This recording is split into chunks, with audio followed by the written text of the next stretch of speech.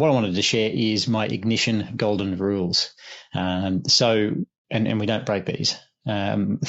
So we want 100% of our clients through Ignition. All services that we bill for use Ignition, even these additional services. Obviously not if we're receiving, let's say, a commission from a, there's certain ones that we don't raise an invoice for. If it's an RCTI, recipient created tax invoice, we don't put it through Ignition. But anything we do bill for goes through Ignition. We do 100% payment upfront for projects. Very rarely, by exception, we will do incremental. So let's say it's a 2-month project.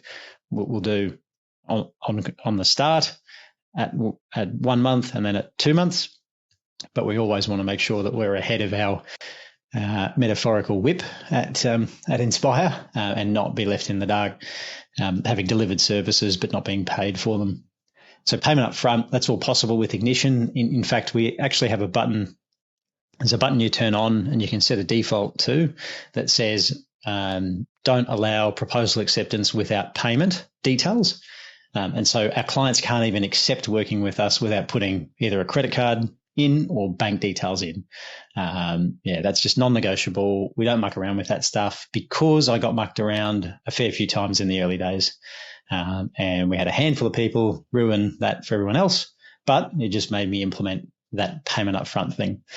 And surprisingly, we get very little pushback. Like it would be less than probably 3% of people who have an issue with upfront payment. And often that's a red flag from someone that's going to be a muppet. So again, we sort of stand strong by that, whether it's 100% upfront or on occasion we do split. But we're always billing in advance of where we get to in terms of project milestones. 100% payments turned on. Yep. So again, we're not doing some payments through Ignition and some elsewhere, like bank transfer. That just makes a mess in terms of trying to track and manage debtors. So it's all through Ignition. The other thing you can do with Ignition is track the average spend per client. So I've screenshotted a section of our dashboard and here you can see 7,000 or so in average client spend. And this is sort of average. So how we engage a family group, but we can also engage the SMSF separately, given the where the money comes from should ideally be split there. In terms of average billed entity, that's our average per client. And we can sort of track how that's growing from last year.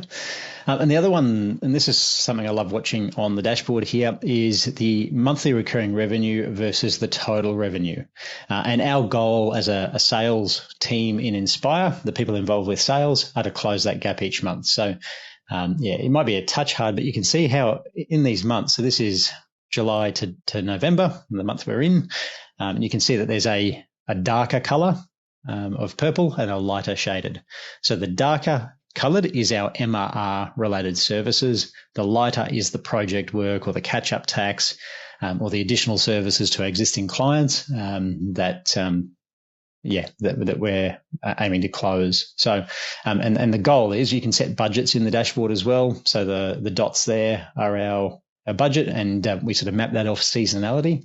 So May and June are our two biggest revenue months, which that's why they're a lot higher.